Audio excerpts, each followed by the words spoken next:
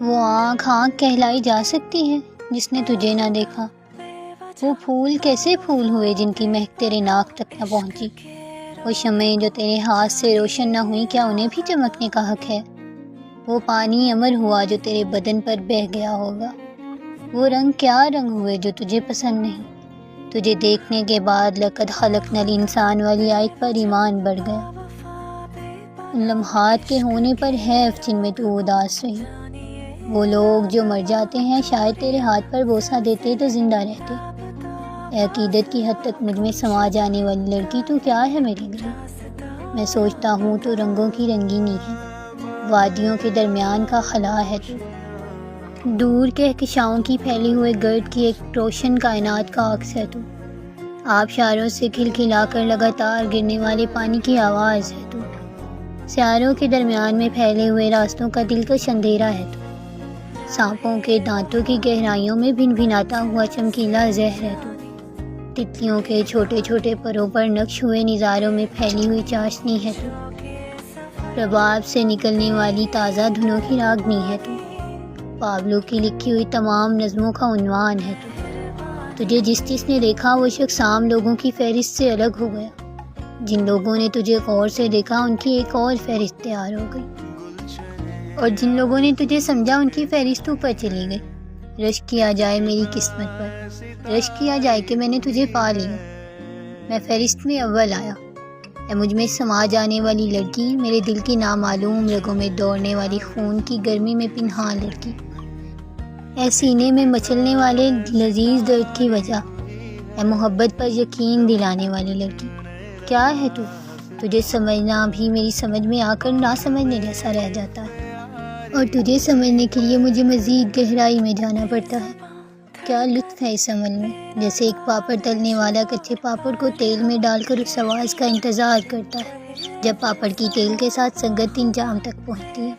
اے شہزادی، میں اگر کسی سلطنت کا بادشاہ ہوتا تو تیری ایک ادا پر غلاموں کو آزاد کر دیتا، تیرے مسکرانے پر 10 غلام آزاد کر دیے جاتے۔ میں فلمی ڈائلاگ نہیں کر رہا، لیکن خدا کی قسم میں تیرے نام کے سکے چلواتا۔ میری پاکیزہ اور معصوم لڑکی، میری روح میں مقیم رہو جب تک میری روح رہے گی۔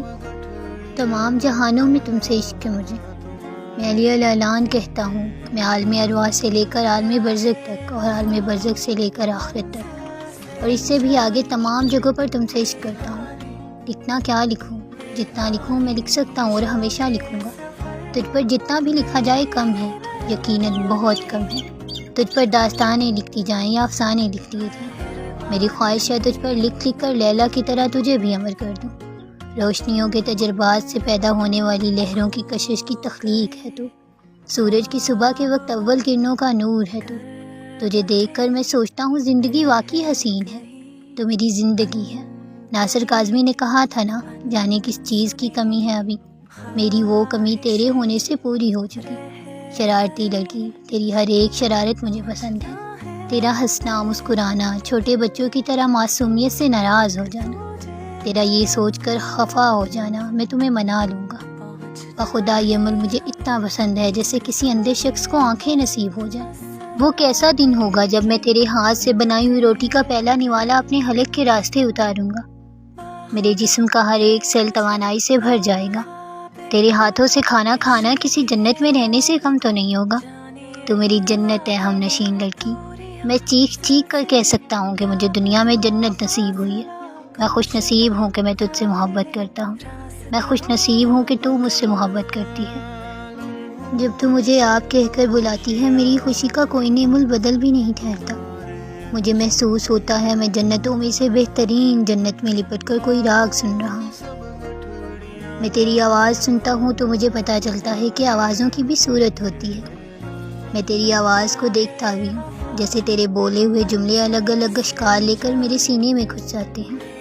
میں تجھے بیان کرنے کے لیے کسی ایک پہلو کی گہرائی میں بھی جاتا رہوں تو میں کتابیں لکھ لکھ کر دے سکتا ہوں، مگر تو پڑھتے پڑھتے تھک جائے تو مجھے اچھا نہیں لگے گا۔ تیری نازکی کا لحاظ ہے مجھے۔